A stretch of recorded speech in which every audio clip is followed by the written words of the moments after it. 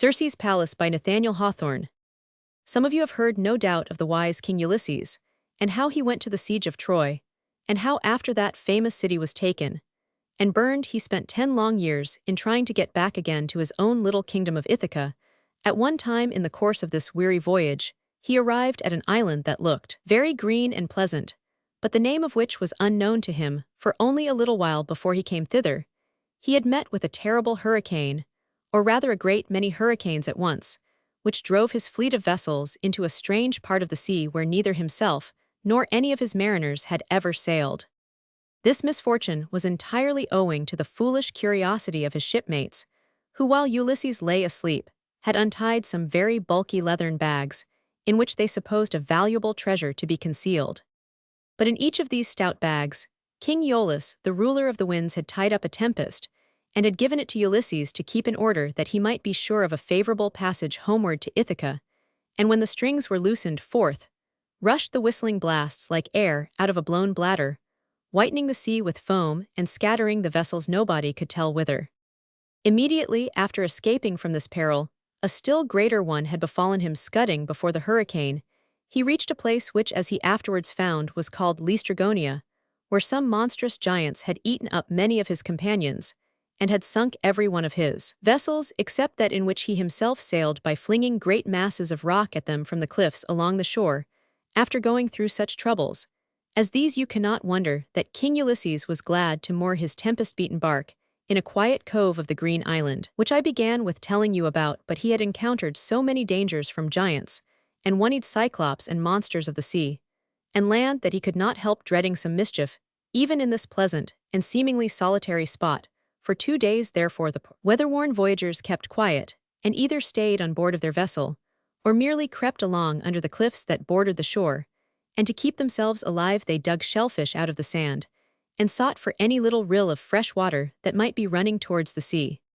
Before the 2 days were spent, they grew very weary of this kind of life, for the followers of King Ulysses, as you will find it important to remember, were terrible gourmandizers, and pretty sure to grumble if they missed their regular meals, and their irregular ones, besides their stock of provisions, was quite exhausted, and even the shellfish began to get scarce, so that they had now to choose between starving to death or venturing into the interior of the island, where perhaps some huge 3-headed dragon, or other horrible monster, had his den. Such misshapen creatures were very numerous in those days, and nobody ever expected to make a voyage or take a journey without running more or less risk of being devoured by them.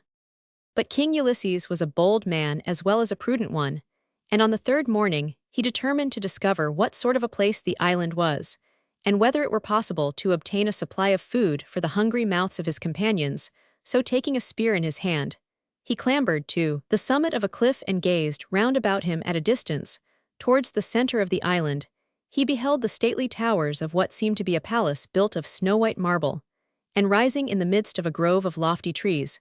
The thick branches of these trees stretched across the front of the edifice and more than half concealed it, although from the portion which he saw Ulysses judged it to be spacious and exceedingly beautiful, and probably the residence of some great nobleman or prince. A blue smoke went curling up from the chimney, and was almost the pleasantest part of the spectacle to Ulysses, for from the abundance of this smoke, it was reasonable to conclude that there was a good fire in the kitchen, and that at dinner-time a plentiful banquet would be served up to the inhabitants of the palace, and to whatever guests might happen to drop in. With so agreeable a prospect before him, Ulysses fancied that he could not do better than go straight to the palace gate, and tell the master of it that there was a crew of poor shipwrecked mariners, not far off, who had eaten nothing for a day or two save a few clams and oysters, and would therefore be thankful for a little food, and the prince or nobleman must be a very stingy curmudgeon to be sure if at least when his own dinner was over, he would not bid them welcome to the broken victuals from the table.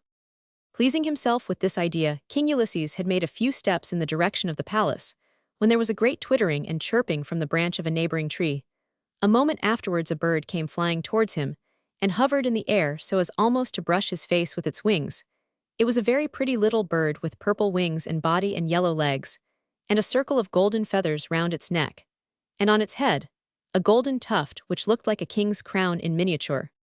Ulysses tried to catch the bird, but it fluttered nimbly out of his reach, still chirping in a piteous tone, as if it could have told a lamentable story had it only been gifted with human language. And when he attempted to drive it away, the bird flew no farther than the bough of the next tree and again came fluttering about his head, with its doleful chirp, as soon as he showed a purpose of going forward. "Have you anything to tell me, little bird?" asked Ulysses. And he was ready to listen attentively to whatever the bird might communicate, for at the siege of Troy, and elsewhere, he had known such odd things to happen that he would not have considered it much out of the common run, had this little feathered creature talked as plainly as himself. "Peep," said the bird, "peep, peep, peep," and nothing else would it say, but only peep, peep, peep in a melancholy cadence, and over and over and over again. As often as Ulysses moved forward, however, the bird showed the greatest alarm, and did its best to drive him back with the anxious flutter of its purple wings. Its unaccountable behavior made him conclude at last that the bird knew of some danger that awaited him, and which must needs be very terrible beyond all question, since it moved even a little foul to feel compassion for a human being. So he resolved for the present to return to the vessel, and tell his companions what he had seen. This appeared to satisfy the bird. As soon as Ulysses turned back, it ran up the trunk of a tree, and began to pick insects out of the bark with its long sharp bill. For it was a kind of woodpecker, you must know, and had to get its living in the same manner as other birds of that species. But every little while, as it pecked at the bark of the tree, the purple bird bethought itself of some secret sorrow, and repeated its plaintive note of peep, peep, peep. On his way to the shore, Ulysses had the good luck to kill a large stag by thrusting his spear into his back, taking it on his shoulders, for he was a remarkably strong man. He lugged it along with him, and flung it down before his hungry companions. I have already hinted to you what gormandizers some of the comrades of King Ulysses were. From what is related of them, I reckon that their favorite diet was pork, and that they had lived upon it until a good part of their physical substance was swine's flesh, and their tempers and dispositions were very much akin to the hog. A dish of venison, however, was no unacceptable meal to them, especially after feeding so long on oysters and clams. So, beholding the dead stag, they felt of its ribs in a knowing way, and lost no time in kindling a fire of driftwood. To cook it, the rest of the day was spent in feasting. And if these enormous eaters got up from table at sunset, it was only because they could not scrape another morsel off the poor animal's bones. The next morning their appetites were as sharp as ever. They looked at Ulysses, as if they expected him to clamber up the cliff again, and come back with another fat deer upon his shoulders. Instead of setting out, however, he summoned the whole crew together, and told them it was in vain to hope that he could kill a stag every day for their dinner, and therefore it was advisable to think of some other mode of satisfying their hunger. "Now," said he, "when I was on the cliff yesterday, I discovered that this island is inhabited. At a considerable distance from the shore stood a marble palace, which appeared to be very spacious, and had a great deal of smoke curling out of one of its chimneys." "Aha," muttered some of his companions, smacking their lips, "that smoke must have come from the kitchen fire. There was a good dinner on the spit, and no doubt there will be as good a one today." "But," continued the wise Ulysses, "you must remember, my good friends, our misadventure in the cavern of one-eyed Polyphemus, the Cyclops. Instead of his ordinary milk diet, did he not eat up 2 of our comrades for his supper, and a couple more for breakfast, and 2 at his supper again? Methinks I see him, yet the hideous monster, scanning us with that great red eye in the middle of his forehead, to single out the fattest. And then again, only a few days ago, did we not fall into the hands of the king of the Lystrigans, and those other horrible giants, his subjects, who devoured a great many more of us than are now left? To tell you the truth, if we go to yonder palace, there can be no question that we shall make our appearance at the dinner table, but whether seated as guests or served up as food is a point to be seriously considered." "Either way," murmured some of the hungriest of the crew, "it will be better than starvation, particularly if one could be sure of being well fattened beforehand, and daintily cooked afterwards." "That is a matter of taste," said King Ulysses, "and for my own part, neither the most careful fattening nor the daintiest of cookery would reconcile me to being dished at last. My proposal is therefore that we divide ourselves into 2 equal parties, and ascertain by drawing lots which of the 2 shall go to the palace and beg for food and assistance. If these can be obtained, all is well. If not, and if the inhabitants prove as inhospitable as Polyphemus or the Lystrigans, then there will but half of us perish, and the remainder may set sail and escape." As nobody objected to this scheme, Ulysses proceeded to count the whole band, and found that there were 4 to 6 men, including himself. He then numbered off 22 of them, and put Eurylochus, who was one of his chief officers, and second only to himself in sagacity at their head. Ulysses took command of the remaining 22 men in person, then taking off his helmet, he put 2 shells into it, on one of which was written "Go," and on the other "Stay." Another person now held the helmet, while Ulysses and Eurylochus drew out each a shell, and the word "Go" was found written on that which Eurylochus had drawn. In this manner, it was decided that Ulysses and his 22 men were to remain at the seaside until the other party should have found out what sort of treatment they might expect at the mysterious palace. As there was no help for it, Eurylochus immediately set forth at the head of his 22 followers, who went off in a very melancholy state of mind, leaving their friends in hardly better spirits than themselves. No sooner had they clambered up the cliff than they discerned the tall marble towers of the palace, ascending as white as snow out of the lovely green shadow of the trees, which surrounded it. A gush of smoke came from a chimney in the rear of the edifice. This vapor rose high in the air, and meeting with a breeze was wafted seaward, and made to pass over the heads of the hungry mariners. When people's appetites are keen, they have a very quick scent for anything savory in them. "That smoke comes from the kitchen," cried one of them, turning up his nose as high as he could and snuffing eagerly. "And as sure as I am a half-starved vagabond, I smell roast meat in it." "Pig, roast pig," said another. "Ah, the dainty little porker, my mouth waters for him." "Let us make haste," cried the others, "or we shall be too late for the good cheer."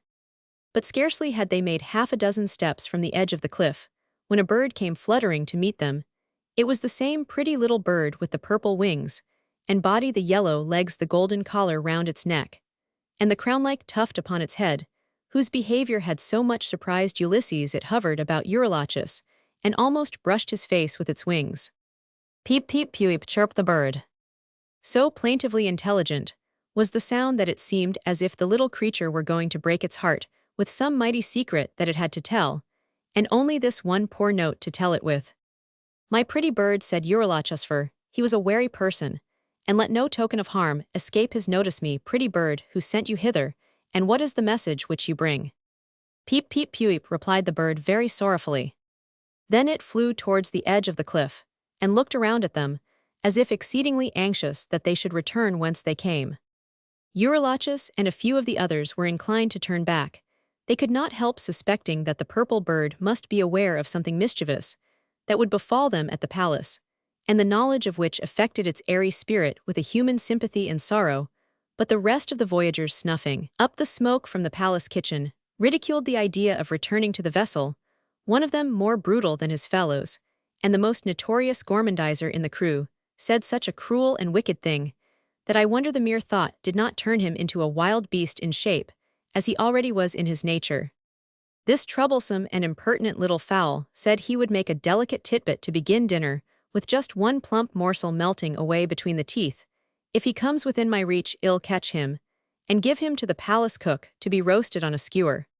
The words were hardly out of his mouth before the purple bird flew away, crying "Peep, peep, peep," more dolorously than ever. "That bird," remarked Eurylochus, "knows more than we do about what awaits us at the palace." "Come on then," cried his comrades, "and we'll soon know as much as he does." The party accordingly went onward through the green and pleasant wood. Every little while they caught new glimpses of the marble palace, which looked more and more beautiful the nearer they approached it.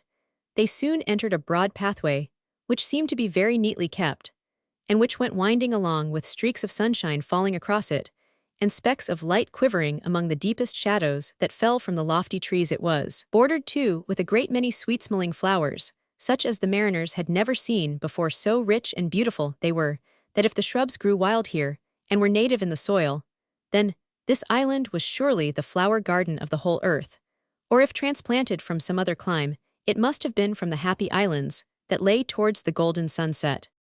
"There has been a great deal of pains foolishly wasted on these flowers," observed one of the company, "and I tell you what he said, that you may keep in mind what gourmandizers they were. For my part, if I were the owner of the palace, I would bid my gardener cultivate nothing but savory pot herbs to make a stuffing for roast meat, or to flavor a stew with." "Well said," cried the others, "but I'll warrant you there's a kitchen garden in the rear of the palace." At one place they came to a crystal spring, and paused to drink at it for want of liquor, which they liked better looking into its bosom they beheld their own faces dimly reflected, but so extravagantly distorted by the gush and motion of the water that each one of them appeared to be laughing at himself, and all his companions so ridiculous were these images of themselves, indeed that they did really laugh aloud, and could hardly be grave again as soon as they wished, and after they had drank they grew still merrier than before. "It has a twang of the wine cask in it," said one smacking his lips. "Make haste," cried his fellows, "well find the wine cask itself at the palace, and that will be better than 100 crystal fountains." Then they quickened their pace, and capered for joy at the thought of the savory banquet, at which they hoped to be guests, but Eurylochus told them that he felt as if he were walking in a dream. "If I am really awake," continued he, "then, in my opinion, we are on the point of meeting with some stranger adventure than any that befell us in the cave of Polyphemus, or among the gigantic Maenading Laestrygons, or in the windy palace of King Aeolus, which stands on a brazen-walled island. This kind of dreamy feeling always comes over me before any wonderful occurrence. If you take my advice, you will turn back." "No, no," answered his comrades, snuffing the air in which the scent from the palace kitchen was now very perceptible. "We would not turn back, though we were certain that the king of the Laestrygons, as big as a mountain, would sit at the head of the table, and huge Polyphemus, the one-eyed Cyclops, at its foot." At length they came within full sight of the palace, which proved to be very large and lofty, with a great number of airy pinnacles upon its roof. Though it was midday, and the sun shone brightly over the marble front, yet its snowy whiteness and its fantastic style of architecture made it look unreal, like the frost work on a window pane, or like the shapes of castles which one sees among the clouds by moonlight. But just then a puff of wind brought down the smoke of the kitchen chimney among them, and caused each man to smell the odor of the dish that he liked best, and after scenting it, they thought everything else moonshine, and nothing real save this palace, and save the banquet that was evidently ready to be served up in it. So they hastened their steps towards the portal, but had not got halfway across the wide lawn, when a pack of lions, tigers, and wolves came bounding to meet them. The terrified mariners started back, expecting no better fate than to be torn to pieces, and devoured to their surprise. And joy, however, these wild beasts merely capered around them, wagging their tails, offering their heads to be stroked and patted, and behaving just like so many well-bred house dogs when they wish to express their delight at meeting their master or their master's friends. The biggest lion licked the feet of Eurylochus, and every other lion, and every wolf and tiger singled out one of his 22 followers, whom the beast fondled as if he loved him better than a beef bone. But for all that Eurylochus imagined that he saw something fierce and savage in their eyes, nor would he have been surprised at any moment to feel the big lion's terrible claws, or to see each of the tigers make a deadly spring, or each wolf leap at the throat of the man whom he had fondled. Their mildness seemed unreal, and a mere freak, but their savage nature was as true as their teeth and claws.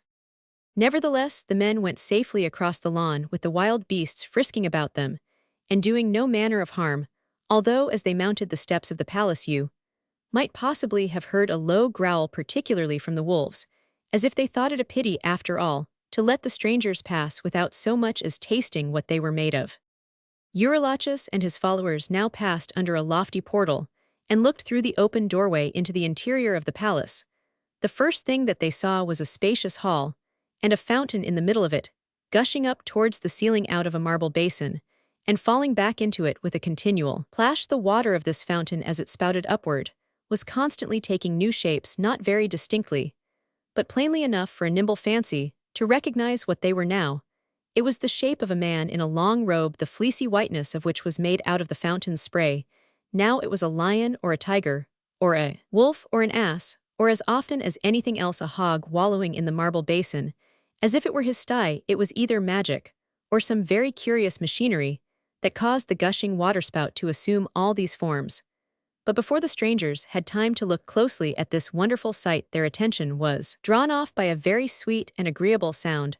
A woman's voice was singing melodiously in another room of the palace, and with her voice was mingled the noise of a loom, at which she was probably seated, weaving a rich texture of cloth, and intertwining the high and low sweetness of her voice into a rich tissue of harmony. By and by the song came to an end, and then all at once there were several feminine voices talking airily and cheerfully with now and then a merry burst of laughter, such as you may always hear when 3 or 4 young women sit at work together. "What a sweet song!" that was exclaimed one of the voyagers. Too sweet indeed, answered Eurylochus, shaking his head, yet it was not so sweet as the song of the sirens, those bird-like damsels who wanted to tempt us on the rocks, so that our vessel might be wrecked, and our bones left whitening along the shore. But just listen to the pleasant voices of those maidens, and that buzz of the loom as the shuttle passes to and fro, said another. Comrade, what a domestic household homelike sound it is! Ah, before that weary siege of Troy, I used to hear the buzzing loom, and the women's voices under my own roof. Shall I never hear them again, nor taste those nice little savory dishes, which my dearest wife knew how to serve up? Tush, we shall fare better here, said another. But how innocently those women are babbling together, without guessing that we overhear them. And mark that richest voice of all, so pleasant and so familiar, but which yet seems to have the authority of a mistress among them. Let us show ourselves at once. What harm can the lady of the palace and her maidens do to mariners and warriors like us? Remember, said Eurylochus, that it was a young maiden who beguiled 3 of our friends into the palace of the king of the Lystrigans, who ate up one of them in the twinkling of an eye. No warning or persuasion, however, had any effect on his companions. They went up to a pair of folding doors at the farther end of the hall, and throwing them wide open, passed into the next room. Eurylochus meanwhile had stepped behind a pillar in the short moment, while the folding doors opened and closed again. He caught a glimpse of a very beautiful woman rising from the loom, and coming to meet the poor weather-beaten wanderers with a hospitable smile and her hand stretched out in welcome. There were 4 other young women who joined their hands, and danced merrily forward, making gestures of obeisance to the strangers. They were only less beautiful than the lady who seemed to be their mistress, yet Eurylochus fancied that one of them had sea-green hair, and that the close-fitting bodice of a second looked like the bark of a tree, and that both the others had something odd in their aspect, although he could not quite determine what it was in the little while that he had to examine them. The folding doors swung quickly back, and left him standing behind the pillar in the solitude of the outer hall. There Eurylochus waited, until he was quite weary, and listened eagerly to every sound, but without hearing anything that could help him to guess what had become of his friends. Footsteps, it is true, seemed to be passing and repassing in other parts of the palace. Then there was a clatter of silver dishes or golden ones, which made him imagine a rich feast in a splendid banqueting hall, but by and by he heard a tremendous grunting and squealing, and then a sudden scampering like that of small hard hoofs over a marble floor, while the voices of the mistress and her 4 handmaidens were screaming all together, in tones of anger and derision. Eurylochus could not conceive what had happened, unless a drove of swine had broken into the palace, attracted by the smell of the feast. Chancing to cast his eyes at the fountain, he saw that it did not shift its shape, as formerly, nor looked either like a long-robed man, or a lion, a tiger, a wolf, or an ass. It looked like nothing but a hog which lay wallowing in the marble basin, and filled it from brim to brim. But we must leave the prudent Eurylochus waiting in the outer hall, and follow his friends into the inner secrecy of the palace. As soon as the beautiful woman saw them, she arose from the loom as I have told you, and came forward smiling and stretching out her hand. She took the hand of the foremost among them, and bade him and the whole party welcome. You have been long expected, my good friends, said she. I and my maidens are well acquainted with you, although you do not appear to recognize us. Look at this piece of tapestry, and judge if your faces must not have been familiar to us. So the voyagers examined the web of cloth which the beautiful woman had been weaving in her loom, and to their vast astonishment, they saw their own figures perfectly represented in different colored threads. It was a lifelike picture of their recent adventures, showing them in the cave of Polyphemus, and how they had put out his one great moony eye, while in another part of the tapestry, they were untying the leathern bags puffed out with contrary winds, and farther on they beheld themselves scampering away from the gigantic king of the Lystrigans, who had caught one of them by the leg. Lastly, there they were sitting on the desolate shore of this very island, hungry and downcast, and looking ruefully at the bare bones of the stag, which they devoured yesterday. This was as far as the work had yet proceeded. But when the beautiful woman should again sit down at her loom, she would probably make a picture of what had since happened to the strangers, and of what was now going to happen. You see, she said, that I know all about your troubles, and you cannot doubt that I desire to make you happy for as long a time as you may remain with me. For this purpose, my honored guests, I have ordered a banquet to be prepared, fish, fowl, and flesh roasted, and in luscious stews, and seasoned. I trust to all your tastes are ready to be served up. If your appetites tell you it is dinner time, then come with me to the festal saloon. At this kind invitation, the hungry mariners were quite overjoyed, and one of them, taking upon himself to be spokesman, assured their hospitable hostess that any hour of the day was dinner time with them, whenever they could get flesh to put in the pot and fire to boil it with. So the beautiful woman led the way, and the four maidens, one of them had sea-green hair, another a bodice of oak bark, a third sprinkled a shower of water drops from her fingers' ends, and the fourth had some other oddity, which I have forgotten. All these followed behind, and hurried the guests along, until they entered a magnificent saloon.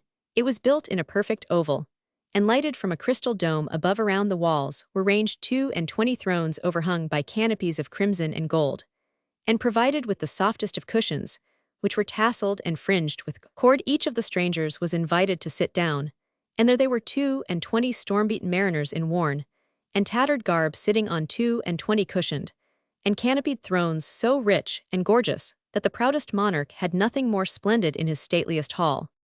Then you might have seen the guests nodding, winking with one eye, and leaning from one throne to another to communicate their satisfaction in hoarse whispers.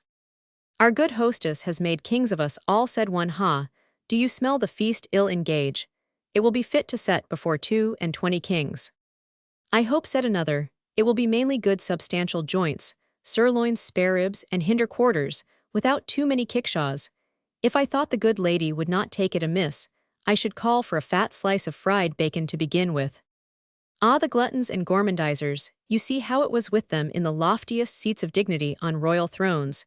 They could think of nothing but their greedy appetite, which was the portion of their nature that they shared with wolves and swine, so that they resembled those vilest of animals far more than they did kings, if indeed kings were what they ought to be. The beautiful woman now clapped her hands, and immediately there entered a train of 22 serving men, bringing dishes of the richest food, all hot from the kitchen fire, and sending up such a steam that it hung like a cloud below the crystal dome of the saloon.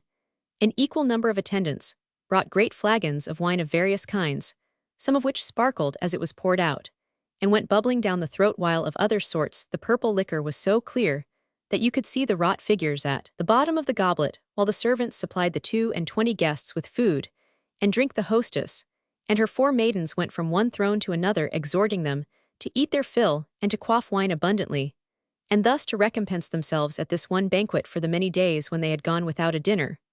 But whenever the mariners were not looking at them, which was pretty often, as they looked chiefly into the basins and platters, the beautiful woman and her damsels turned aside and laughed.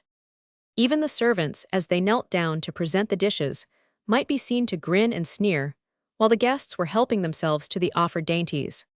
And once in a while, the strangers seemed to taste something that they did not like. "Here is an odd kind of spice in this dish," said one. "I can't say it quite suits my palate. Down it goes, however."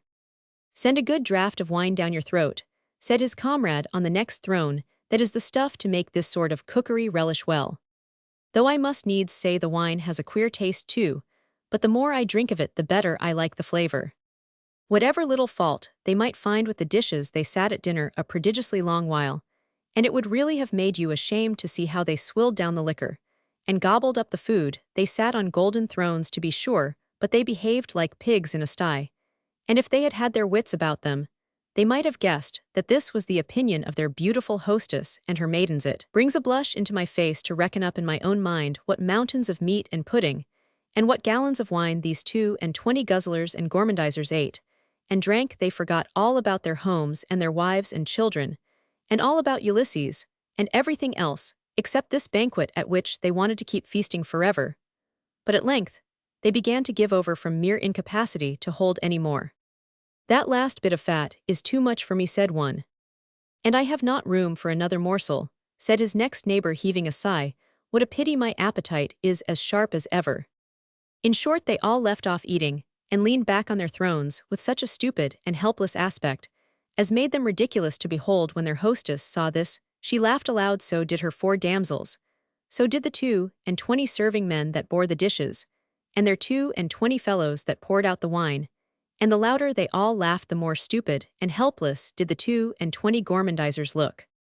Then the beautiful woman took her stand in the middle of the saloon, and stretching out a slender rod, it had been all the while in her hand, although they never noticed it till this moment, she turned it from one guest to another, until each had felt it pointed at himself. Beautiful as her face was, and though there was a smile on it, It looked just as wicked and mischievous as the ugliest serpent that ever was seen, and fat-witted, as the voyagers had made themselves.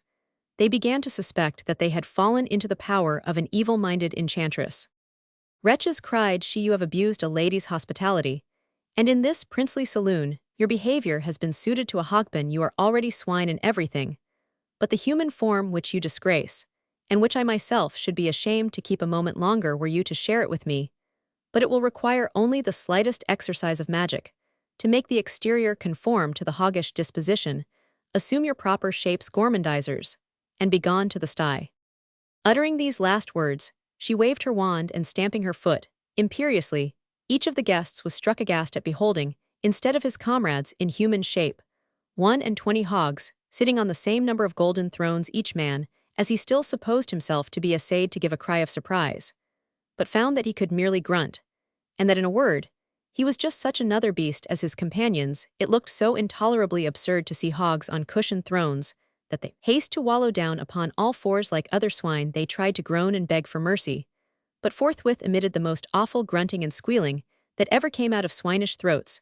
They would have wrung their hands in despair, but attempting to do so grew all the more desperate for seeing themselves squatted on their hams, and pawing the air with their four trotters. Dear me, what pendulous ears they had, what little red eyes half buried in fat, and what long snouts instead of Grecian noses.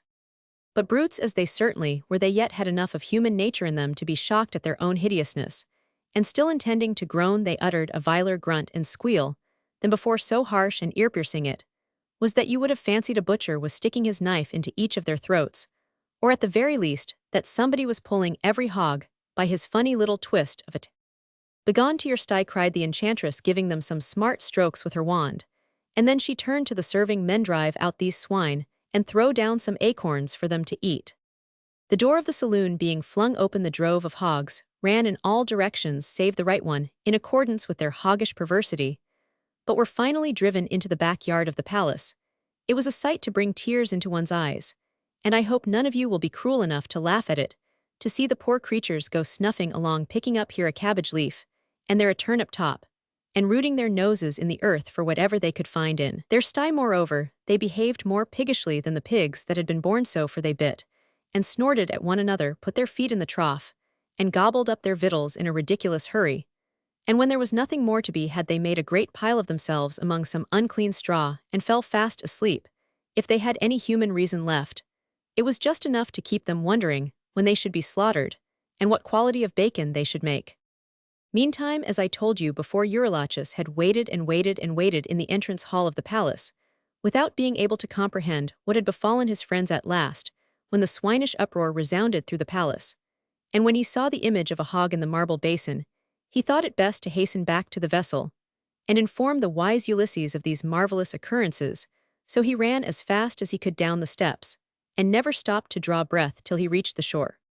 "Why do you come alone?" asked King Ulysses as soon as he saw him. "Where are your 22 comrades?"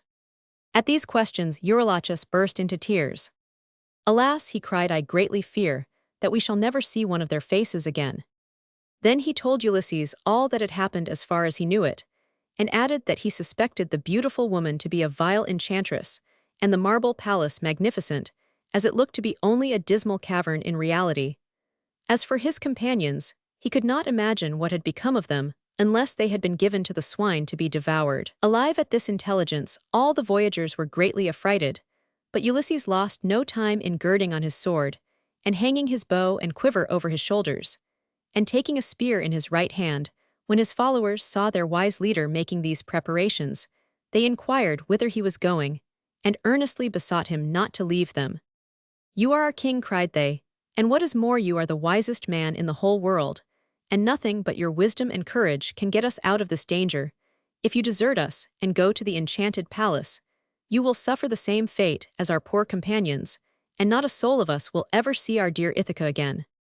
"As I am your king," answered Ulysses, "and wiser than any of you, it is therefore the more my duty to see what has befallen our comrades, and whether anything can yet be done to rescue them. Wait for me here until tomorrow. If I do not then return, you must hoist sail, and endeavor to find your way to our native land. For my part, I am answerable for the fate of these poor mariners who have stood by my side in battle, and been so often drenched to the skin, along with me, by the same tempestuous surges.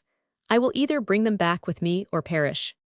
Had his followers dared, they would have detained him by force, but King Ulysses frowned sternly on them, and shook his spear, and bade them stop him at their peril, seeing him so determined.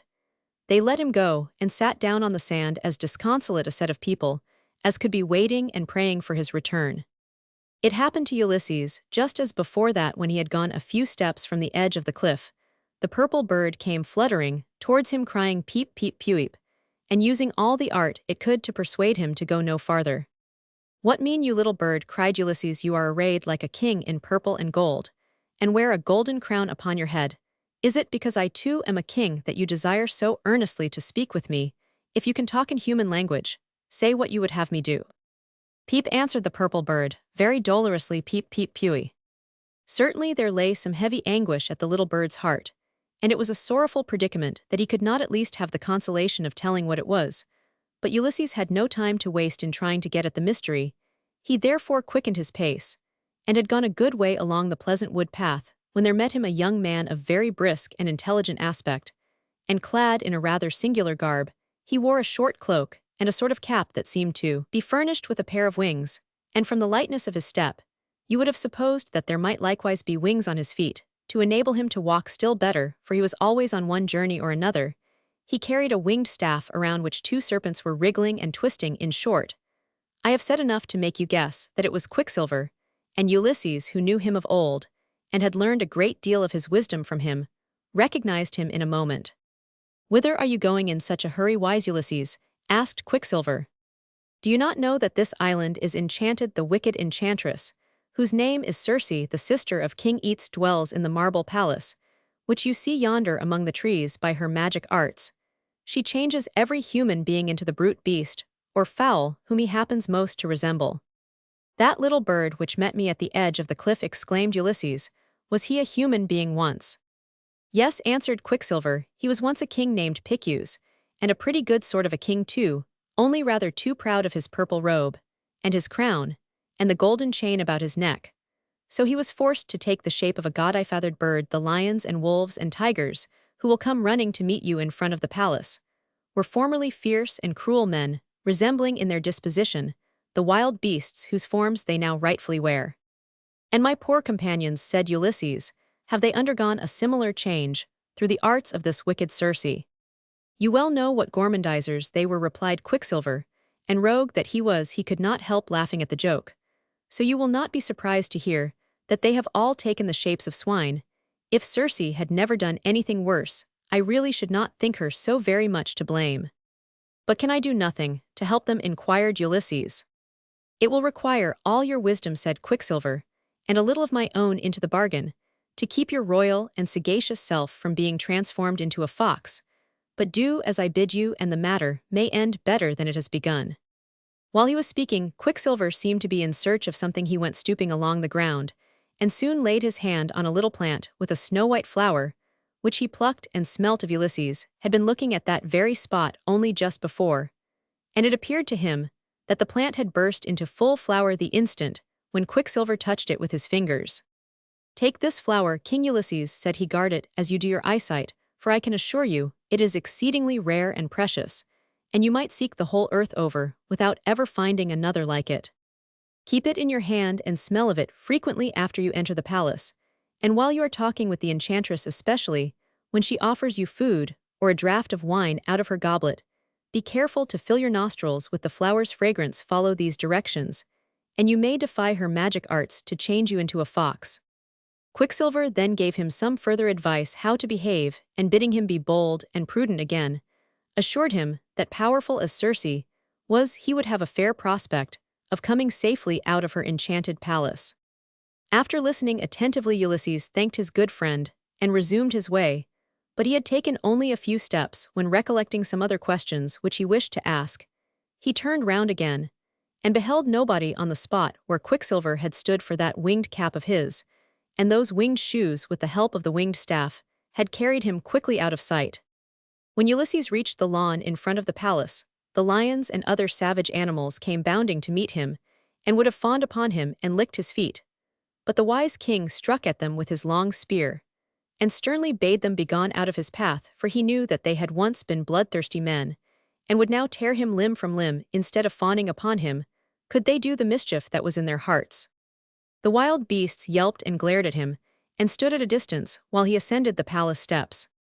On entering the hall, Ulysses saw the magic fountain in the center of it. The upgushing water had now again taken the shape of a man in a long white fleecy robe, who appeared to be making gestures of welcome. The king likewise heard the noise of the shuttle in the loom and the sweet melody of the beautiful woman's song, and then the pleasant voices of herself, and the four maidens talking together with peals of merry laughter intermixed. But Ulysses did not waste much time in listening to the laughter or the song. He leaned his spear against one of the pillars of the hall, and then, after loosening his sword in the scabbard, stepped boldly forward, and threw the folding doors wide open. The moment she beheld his stately figure standing in the doorway, the beautiful woman rose from the loom, and ran to meet him with a glad smile, throwing its sunshine over her face, and both her hands extended. "Welcome, brave stranger," cried she, "we were expecting you." And the nymph with the sea-green hair made a courtesy down to the ground, and likewise bade him welcome. So did her sister with the bodice of oaken bark, and she that sprinkled dewdrops from her fingers' ends, and the fourth one with some oddity, which I cannot remember, and Circe, as the beautiful enchantress was called, who had deluded so many persons, that she did not doubt of being able to delude Ulysses, not imagining how wise he was, again addressed him. "Your companions," said she, "have already been received into my palace, and have enjoyed the hospitable treatment to which the propriety of their behavior so well entitles them. If such be your pleasure, you shall first take some refreshment, and then join them in the elegant apartment which they now occupy. See, I and my maidens have been weaving their figures into this piece of tapestry." She pointed to the web of beautifully woven cloth in the loom. Circe and the four nymphs must have been very diligently at work, since the arrival of the mariners, for a great many yards of tapestry had now been wrought in addition to what I before described in this new part. Ulysses saw his 22 friends represented as sitting on cushions and canopied thrones, greedily devouring dainties and quaffing deep draughts of wine. The work had not yet gone any further. Oh no, indeed, the enchantress was far too cunning to let Ulysses see the mischief which her magic arts had since brought upon the gormandizers. "As for yourself, valiant sir," said Circe, "judging by the dignity of your aspect, I take you to be nothing less than a king. Deign to follow me, and you shall be treated as befits your rank." So Ulysses followed her into the oval saloon, where his 22 comrades had devoured the banquet which ended so disastrously for themselves, but all this while he had held the snow-white flower in his hand, and had constantly smelt of it while Circe was speaking.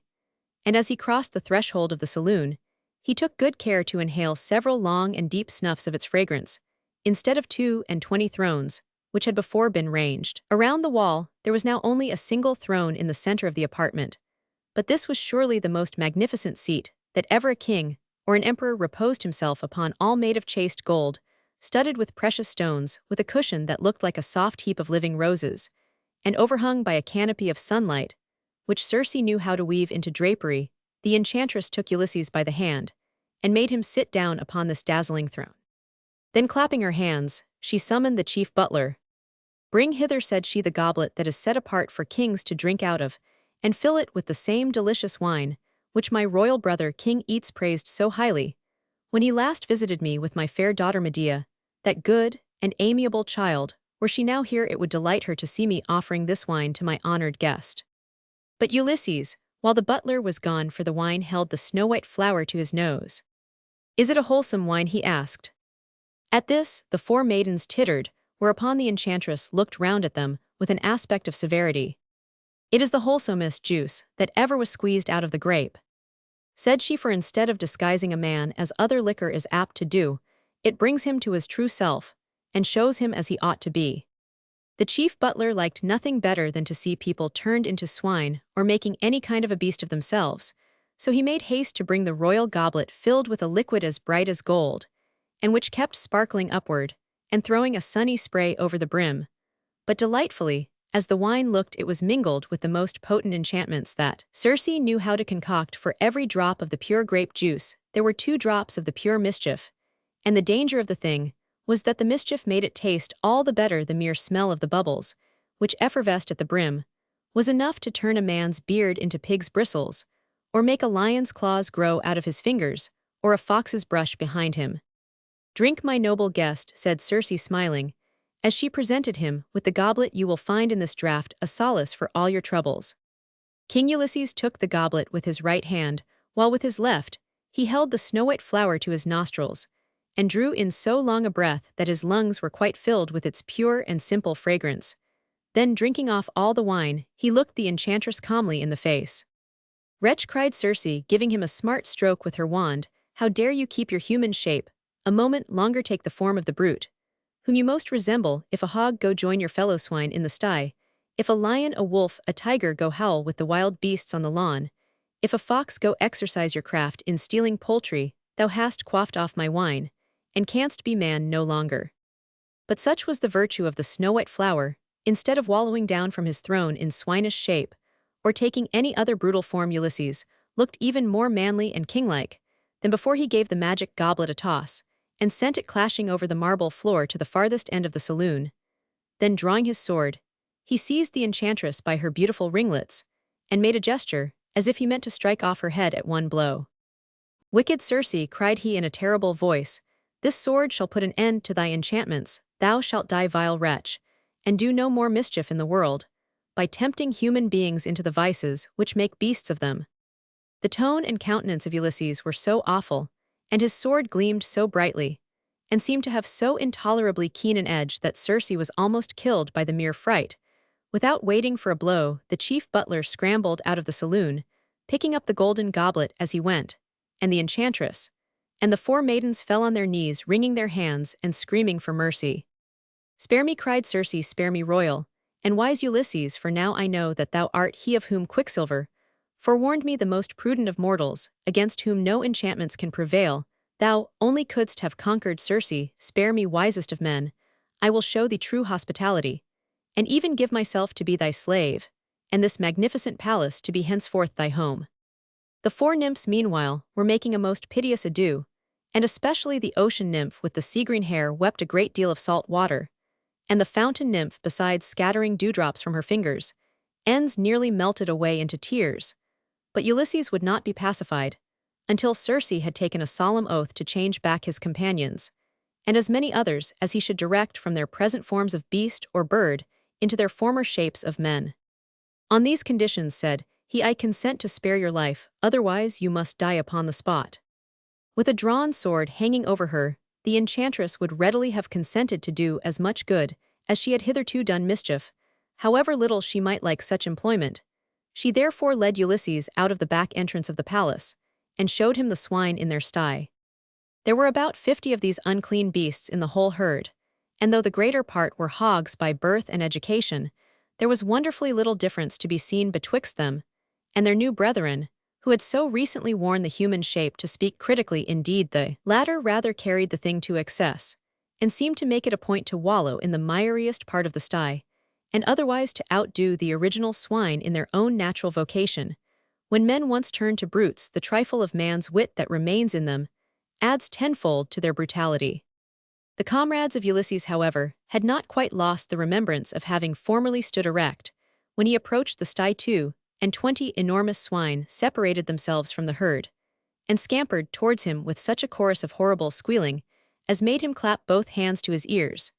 And yet they did not seem to know what they wanted, nor whether they were merely hungry or miserable. From some other cause, it was curious, in the midst of their distress, to observe them thrusting their noses into the mire, in quest of something to eat. The nymph with the bodice of oaken bark, she was the hamadryad of an oak, threw a handful of acorns among them, and the 22 hogs scrambled and fought for the prize, as if they had tasted not so much as a noggin of sour milk for a 12-month. "These must certainly be my comrades," said Ulysses. "I recognize their dispositions. They are hardly worth the trouble of changing them into the human form again. Nevertheless, we will have it done lest their bad example should corrupt the other hogs. Let them take their original shapes. Therefore, Dame Circe, if your skill is equal to the task, it will require greater magic, I trow, than it did to make swine of them." So Circe waved her wand again, and repeated a few magic words, at the sound of which the 22 hogs pricked up their pendulous ears. It was a wonder to behold how their snouts grew shorter and shorter, and their mouths, which they seemed to be sorry for because they could not gobble so expeditiously smaller and smaller, and how one end. Another began to stand upon his hind legs, and scratch his nose with his four trotters. At first the spectators hardly knew whether to call them hogs or men, but by and by came to the conclusion that they rather resembled the latter. Finally, there stood the 22 comrades of Ulysses, looking pretty much the same as when they left the vessel. You must not imagine, however, that the swinish quality had entirely gone out of them. When once it fastens itself into a person's character, it is very difficult getting rid of it. This was proved by the Hamadryad, who, being exceedingly fond of mischief, threw another handful of acorns before the 22 newly rested people, whereupon down they wallowed in a moment, and gobbled them up in a very shameful way. Then recollecting themselves, they scrambled to their feet, and looked more than commonly foolish. "Thanks, noble Ulysses," they cried, "from brute beasts, you have restored us to the condition of men again." "Do not put yourselves to the trouble of thanking me," said the wise king. "I fear I have done but little for you."